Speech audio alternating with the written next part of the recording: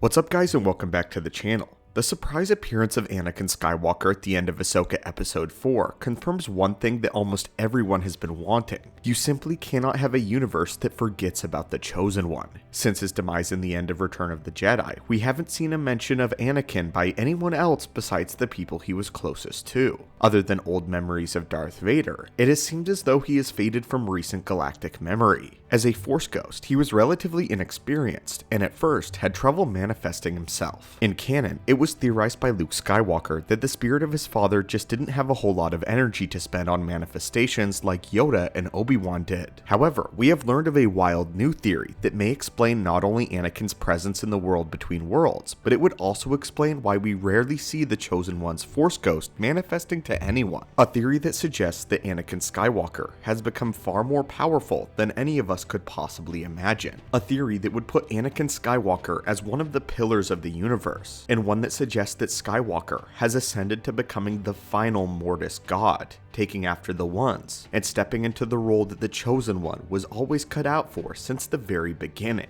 Anakin Skywalker may now be a Force deity. The ultimate destiny of the Chosen One was something that was constantly debated and very confused for many generations both in and out of the Star Wars galaxy. The Jedi Council didn't even know what to make of it. The prophecy was left purposefully vague and left a lot up to interpretation. The only thing that was clear was the purpose of the Chosen One, to restore balance to the Force. But what balance actually meant was the biggest mystery of all. To the Jedi, balance meant destroying the Sith once and for all so that the light side could endure forever. To them, that was balance. However, the scales tipped so severely in the light or the dark that balance was not achieved, and in actuality, the Jedi had imbalanced the Force, and the Force itself was trying to correct it. During the Mortis arc of the Clone Wars, we got the closest interpretation to the real destiny of the Chosen One that exists, one that was given to us by the Father. The Father stated that it was Anakin's purpose to take his place, since the father was dying and growing too weak to keep his warring children in place. The daughter and son, who both respectively represented the light and the dark sides of the Force, were constantly at war, and only ever really tolerated each other when a higher authority figure usurped them and kept them in line. It was during this arc that we found out why neither the light nor the dark could dominate the Force in the galaxy. It would have been unnatural for either to take on this role. Balance was the place between the two. In this case, the father represented this literal balance, and his gray attire exemplified it perfectly. The father spoke to Anakin and attempted to convince him to take his place as ruler of Mortis and keeper of the balance and peace itself. However, Anakin was a young Jedi at the time and didn't have it in his plans to remain stuck on a planet for the rest of his existence, cutting off all of his friends and family. Unable to do good in the galaxy as a Jedi was supposed to, as Anakin viewed himself as trying to become the perfect Jedi. Becoming an immortal god during his lifetime was not what Skywalker wanted, and we know how the rest of the story turned out, and at the very end of the arc, the Ones of Mortis would eventually meet their end. The daughter would be stabbed by the Mortis dagger, which was said to be the only weapon that could kill the beings. In her final moments, she would give her remaining life force and power to Ahsoka Tano in order to resurrect her, following her death at the hand of the Son. The father would kill himself with the same dagger in order to drain the powers from the dark side son, who at this point, the father was too weak to dominate. In the father's words, once he was killed, then the son would be devoid of his strength since all the powers were tied to the father's very life. In his final moments, the son would be stripped of his power and eventually killed by Anakin's lightsaber. There is a theory going around that in the world between worlds, it is actually the son of Mortis and not Anakin Skywalker, as it was shown that the Ones have the power to shapeshift, and the son in particular would disguise himself in order to deceive others. However, we believe things could go in a different way. While it is true that the son was the only one of the Mortis gods not to be killed by the Mortis dagger, it was stated by the father that since himself had been killed by the dagger, the son would not have his godly powers. Therefore, the lightsaber stab was as good as a dagger, since he was slain by Anakin after the father killed himself. Not to mention, the father even said that balance had to be restored once all of them were dead. He would have still sensed a problem had the son survived. Not to mention, the Force would have been completely out of balance if the son had survived this entire time, and balance would not have been restored even after Palpatine's death. So no, it's not possible for Anakin to be the son as far as we can tell. What is more likely though is that after Anakin died, he spent time in the netherworld of the Force before his spirit was given a second chance to make things right and fulfill the path of the Chosen One. Since he didn't have any more mortal attachments to keep him from the destiny that the Father laid before him, Anakin took up his rightful place as the last god of Mortis, fated to use his power to hold the universe together by existing in the world between worlds. This is why he rarely, if ever, appears as a Force ghost. It would also make sense just for his character. He is cosmically selected to be the Chosen One. Surely his relevancy would not just peter out after his physical death. We never got to see what a full potential Anakin Skywalker would look like, but perhaps this is his full potential. A spirit who was able to come back in a new body and given the task by the Force as the last god of Mortis, an agent for balance. He now exists in the world between worlds to keep the balance and to monitor the universe through the gateways, making sure the laws are abided and no one acquires the world between worlds as a means to rule the universe. Anakin Skywalker is intimately familiar with both the light and the dark. He understands the true balance because he has walked both the paths of the Jedi Chosen One in Anakin Skywalker and also the dark path as Lord Vader. He is intimately familiar with them both, and his spirit is an intimate mixture of both the light and the dark, a balance. So what exactly does this mean for the rest of Ahsoka?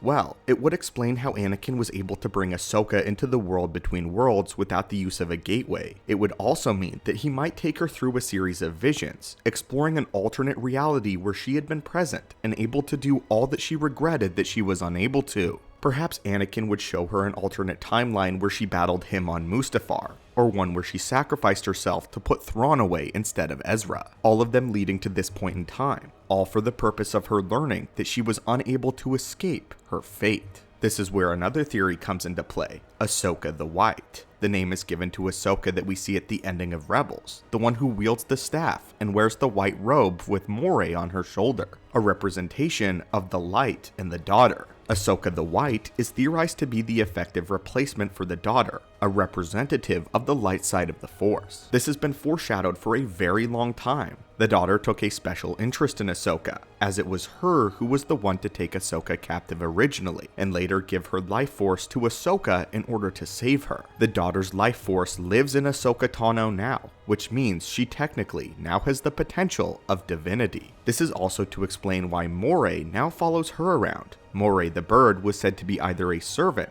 or a manifestation of the daughter. We aren't exactly sure which one, but the point is that Moray is connected to the daughter and now follows Ahsoka, perhaps indicating that Moray recognizes Ahsoka as her new master. She will emerge from the world between worlds, or perhaps eventually become Ahsoka the White. So if Anakin replaces the father, Ahsoka the daughter, then who would replace the son?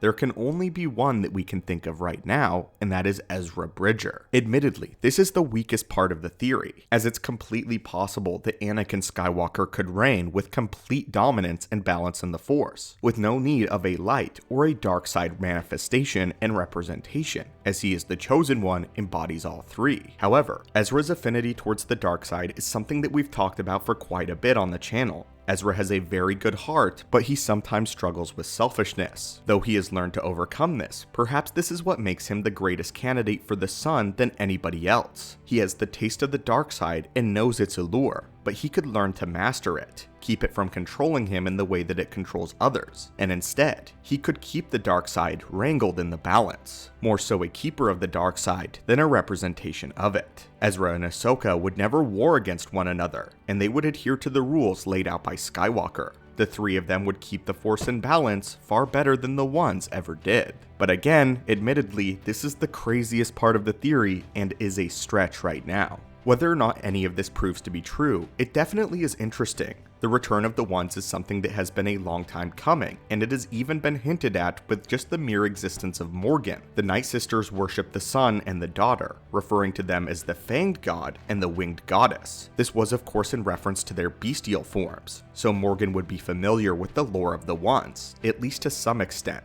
And perhaps by proxy, she may know what the world between worlds is. It just seems to me that it's oddly specific to have a Night Sister survivor being one of the main antagonists for the series. theories. Since Ahsoka canonically has no memory of Mortis, it would be Morgan to bridge the gap again, and reintroduce the idea of the Ones and their impact to the galaxy. While we really enjoyed this theory, it is again definitely a reach, but if it is true, then it would give Anakin a fitting end to what should have been his true destiny. The Chosen One, the ultimate keeper of balance. He would get what he deserved, and deserved to have all along. None of his potential would be wasted. Ahsoka and Ezra joining him would be pretty intriguing as well, as it's far more likely that the two of them wouldn't stay in the world between worlds like how the One stayed on Mortis, but rather, they would travel the galaxy and have a more hands-on approach to fixing things. But anyway, this is all just pure speculation, but we love it in the idea of Anakin getting to fulfill the potential that he never reached in life. I would like to give a thanks to Darth Thunder on Twitter, who is the original architect of this theory. Thank you guys as always so much for giving me some of your time and enjoying Star Wars as much as we all do. May the Force be with you, and I hope to hear from you soon.